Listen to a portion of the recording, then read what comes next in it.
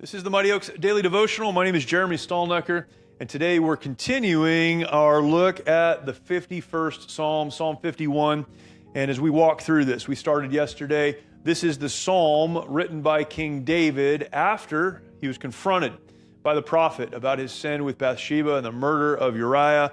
All of those things happened, and in this psalm, we find an example of how we should respond when confronted over our sin.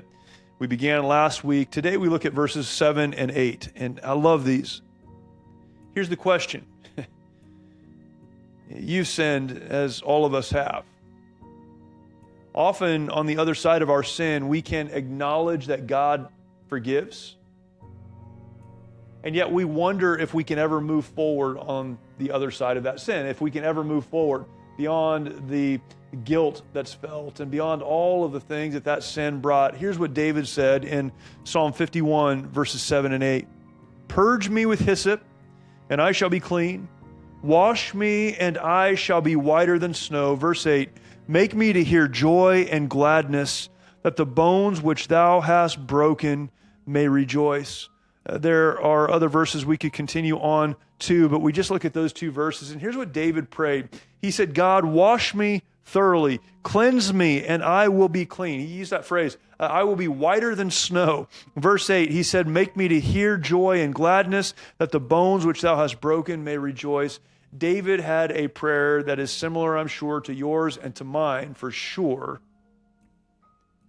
God, as you forgive my sin, as you cleanse me, allow me to put the broken pieces of relationships and hurt and the other things back together. But God, I pray that you would bring joy back to my heart, joy back into my life, and that the broken bones, he says, the broken pieces of my own heart and life would be mended, would be put back together. This is so important because when we accept the forgiveness of God, it's possible we've done some things that can never be replaced or renewed or restored. David had a man killed. He couldn't undo that. But what he asked God for on the other side of forgiveness was the ability to experience joy and to experience God in a real way again, to not continue living the rest of his life carrying the weight of guilt that had been forgiven by the cleansing power of Almighty God in his life. If God has forgiven you, certainly there may be some damage that was done, some hurts that you just don't have the ability to unhurt. But you can rejoice in the fact that you've been forgiven, and you can experience the peace and direction of God in your life.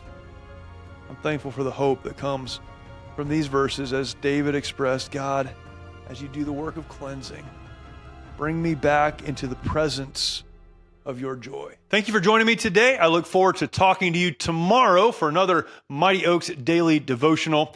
For more information about the Mighty Oaks Foundation and the work that we do for veterans, active duty service members, and first responders, please visit mightyoaksprograms.org.